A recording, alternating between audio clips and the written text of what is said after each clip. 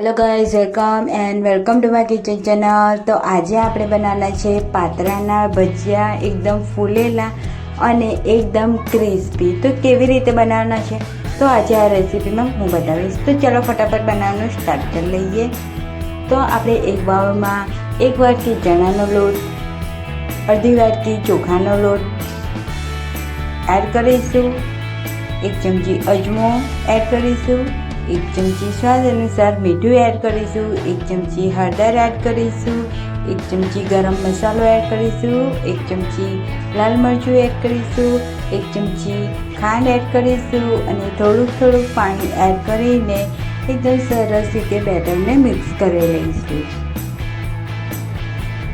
તો એક જ ડિરેક્શનમાં ફેરવતા રહીશું બેટરને અને એકદમ સરસ રીતે સ્મૂથલી પેસ્ટ બને એ રીતે આપણે થોડું પાણી એડ કરી અને એક જ ડિરેક્શનમાં આપણે 5 મિનિટ માટે એને ફેટીશું। તો 5 મિનિટ થઈ ગઈ છે અને આપણે ફેટી લીધું છે એકદમ સરસ રીતે। તો મેં અળસીના પાન લઈ લીધેલા છે।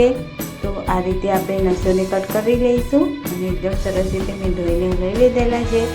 તો આપણે પાન ઉપર આ રીતે બેટરને પાથરી દઈશું, બીજું પાન એડ કરીશું તેની બાજુમાં અને એ રીતે બેટરને લગાવી દઈશું। આ રીતે હું 3 પાના એડ કરીને આ રીતે બેટરને લગાવી લઈશ અને સાઈડની કિનારીને આ રીતે વાળી લઈશું અને રોલ બનાવી લઈશું। તો આપણે તેને સરસ રીતે એક ધારદાર ચપાતી અને કટ કરી લઈશું આ રીતે। તો આ રીતે હું કટ કરી લઈશ બધા જ। તો આપણે એક બાજુ તેલ ગરમ કરવા મૂકી દીધું હતું, તો આપણે તેમાં એડ કરીશું પાતરાના ભજીયા। તમે જોઈ શકો છો કે આપણે કોઈ પણ સોડા કે બેકિંગ સોડા ઉમેર્યા વગર એકદમ ફૂલેલા અને એકદમ ક્રિસ્પી બનીને રેડી થઈ ગયા છે આપણા પાતરા। તો ચલો સરસ રીતના સર્વ કરી લઈએ અને જો તમને અમારી વિડીયો પસંદ આવતી તો લાઈક શેર અને સબસ્ક્રાઈબ કરવાનું ભૂલતા નહીં ફ્રેન્ડ્સ।